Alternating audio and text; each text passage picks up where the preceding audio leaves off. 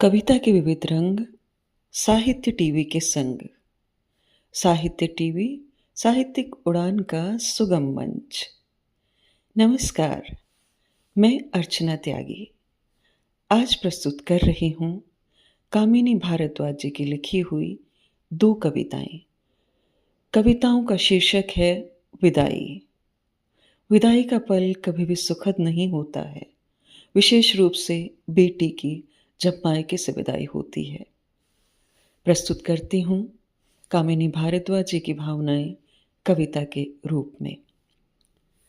बाप का प्यार, माँ की ममता रोती है, बेटी की विदाई सरल नहीं होती है। कितने भी आधुनिक हो जाएं लोग, ये रीति हमेशा जटिल ही होती है। बेटी की विदाई सरल नहीं होती है।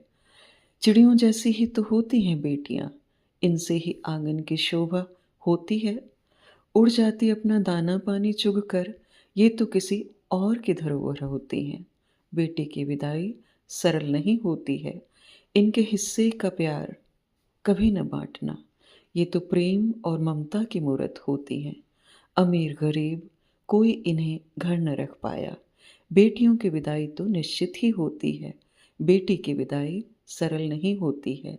बाप का प्यार, माँ की ममता रोती है। बेटी की विदाई सरल नहीं होती है।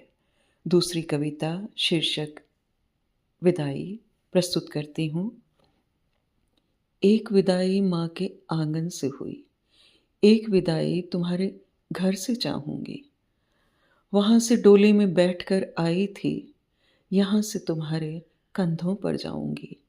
माँ कहती थी मुझे जिगर का टुकड़ा, यहाँ तुम्हारे दिल में बस जाऊँगी।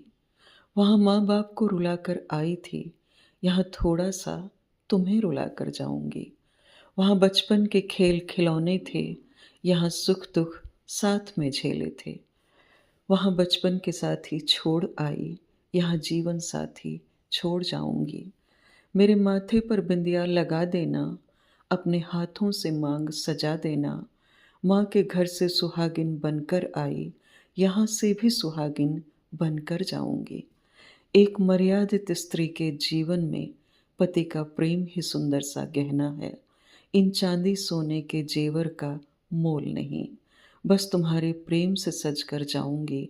एक विदाई माँ के आंगन से हुई, एक विदाई तुम्हारे घर से चाहूंगी। वहां से डोली में बैठकर आई थी, यहाँ से तुम्हारे कंधों पर जाऊंगी। एक विदाई माँ के आंगन से हुई, एक विदाई तुम्हारे घर से चाहूंगी। कामिनी भारद्वाज जी की लिखी हुई 2 कविताएं विदाई शीर्षक पर। बहुत ही भावपूर्ण रचनाएं। सुनने के लिए आप सबका धन्यवाद। साहित्य टीवी, साहित्यिक उड़ान का सुगम मंच। कविता के विविध रंग, साहित्य टीवी के संग। धन्यवाद।